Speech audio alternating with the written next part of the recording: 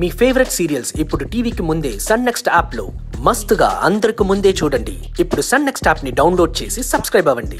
వేడివేడిగా తింటే అదిరిపోతుంది. తిను, గుమగుమరాడిపోతోంది. కాబట్టి సమయాన్ని వృధా చేయకుండా అందరూ వేడివేడిగా తినండి. మీరు ముక్క వేయండి. ఏంటి? అదే చపాతీ ముక్క నోట్లో వేయండి అంటున్నాను. ఆపండి.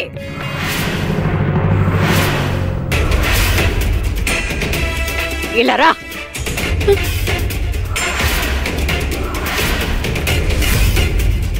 మరింటి నియమాల్ని ఉల్లంఘించడానికి ఇది ఇక్కడికొచ్చింది. ఒకే ప్రశ్న 100 సార్లు అడిగాను, కానీ సమాధానమే చెప్పలేదు. నేను అడిగిన ప్రశ్నకి ఇది సమాధానం చెప్పేంత వరకు ఈ ఇంట్లో ఎవరు భోంచేయడానికి వీల్లేదు.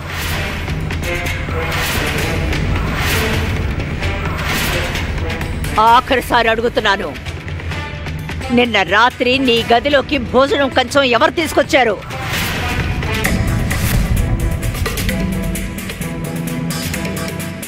అత్తయ్య గారికి జవాబు చెప్పాలి, కానీ నేను చెప్పలేను.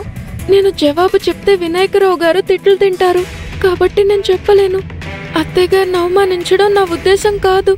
ఏం చేయాలి? నిన్నే అడుగుతున్నాను, వినిపించడం లేదా సక్కు? ఈ మనోరమ మాటను అతిక్రమించి నీకు ఎవరా కంచం తీసుకొచ్చిచ్చారు?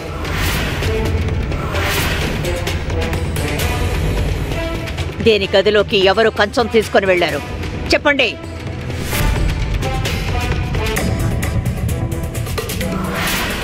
నేను ఈ కంచం తీసుకొచ్చానని రమా పెద్దమ్మకి తెలియకూడదు. ఆవిడికి తెలిసిందంటే నన్ను బాగా కొడుతుంది. నువ్వు చెప్పవా? సరే, నీ చేత నిజం ఎలా కక్కించాలో నాకు బాగా తెలుసు.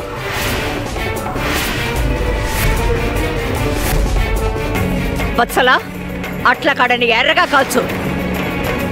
ఒంటి మీద బాతలు తేలాలి. అమ్మా, అది నిజంగానే సకుకి తెలియదనుకుంటాను. నువ్వు జోక్యం చేసుకోకు. నీ భార్య వచ్చాక నీకు కొమ్ములొచ్చాయి. నీకిదివరకే చెప్పాను, నేనేం చేసినా నువ్వు తల దూర్చకూడదు, అస్సలు పట్టించుకోకూడదు. నీకే కాదు, ఈ ఇంట్లో అందరికీ చెప్తున్నాను. ఎదురు మాట్లాడితే ఊరుకోను. వత్సలా,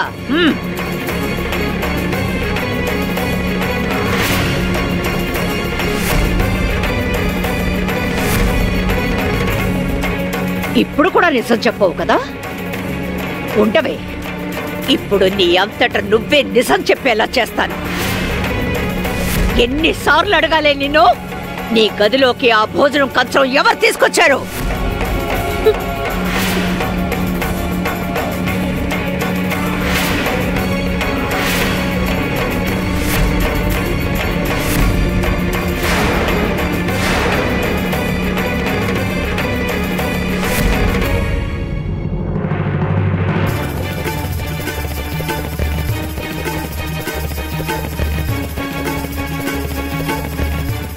చెప్పు, చెప్పవే, ఎవరు తీసుకొచ్చారు?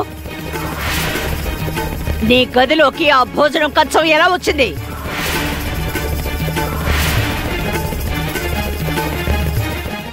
సక్కు వదిన భోజనం ఇచ్చింది నేనేనని చెప్తుందా? నాకు అర్థమైపోయింది, దిగునే ఇచ్చుంటాడు. చెప్పు, నా చేతిలో ఏముంది? నిజం చెప్పకపోతే బాతులు పెడతాను. ముంగిలా చూస్తావే, చెప్పు.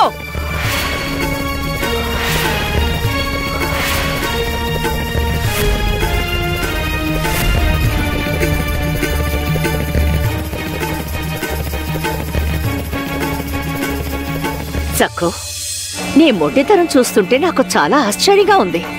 బాతలు పెడతానన్నా పట్టు వదలట్లేదు. చెప్తావా లేదా సక్కు? చెప్తే అత్తయ్య గారు శిక్షిస్తారు. వీల్లేదు, నా వల్ల వినాయకరావు గారికి శిక్ష పడకూడదు. నేనే శిక్ష అనుభవిస్తాను.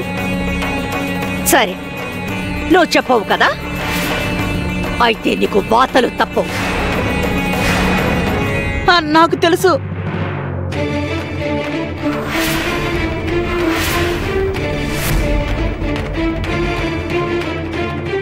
సకు వదినకి వాత పెట్టకండి.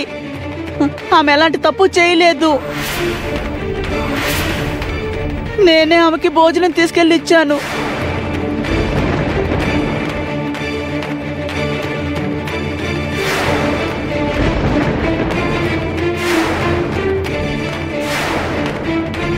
ఎవరికి చెప్పొద్దని సక్కు వదినతో నేనే చెప్పాను పెద్దమ్మ. అందుకనే తను చెప్పట్లేదు. వదిన ఎలాంటి తప్పు చేయలేదు.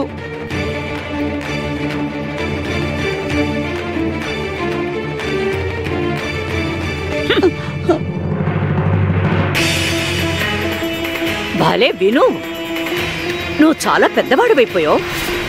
గొప్ప ఘనకార్యం చేశావు. శభాష్. సక్కు ఆకలి గురించి నువ్వు ఆందోళన పడ్డావా? అయితే నువ్వు ఇవాళ ఉపవాసం ఉండాల్సిందే.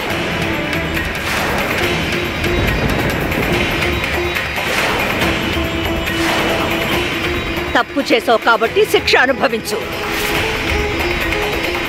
ఈ రోజంతా నువ్వు ఉపవాసం ఉండాలి. వెళ్ళు, నా కళ్ళ ముందు ఉండకు. అయ్యో అక్క, పాపం కంచం ముందు కూర్చున్న వాణ్ణి. ఏమిటి, నిన్ను శిక్షించమంటావా? ఏమిటి అందరూ మొహాలు మార్చుకున్నారు? తప్పు చేసిన వాళ్ళు శిక్ష అనుభవించి తీరాలి. ఈ ఇంటి నియమాల్ని పాటించని వాళ్ళకి క్షమాపణ ఉండదు. త్వరగా భోంచేయండి. మీరు తిన్న తర్వాతేగా ఆడవాళ్ళు తింటారు, అది గుర్తుంచుకోండి. నవ్వితే మీ సొమ్మేం పోదు, నవ్వండి. నిండింట్లో ఇలా ఏడుపు మొహాలు వేసుకొని ఉండకండి. నా కొడుకుకి ఇష్టమని వాడి కోసం నేతి చపాతీలు చేశాను. కానీ ఈ సక్కు వల్ల చేతికి అందింది నోటికి అందకుండా పోయింది. తినకుండానే కంచం ముందు నుంచి లేచాడు. నిన్ను వదిలిపెట్టని సక్కు, ఇవాటి నుంచి వంటగదిలో పనులన్నీ నీ చేతే చేయిస్తాను. నువ్వు అయిపోయావే.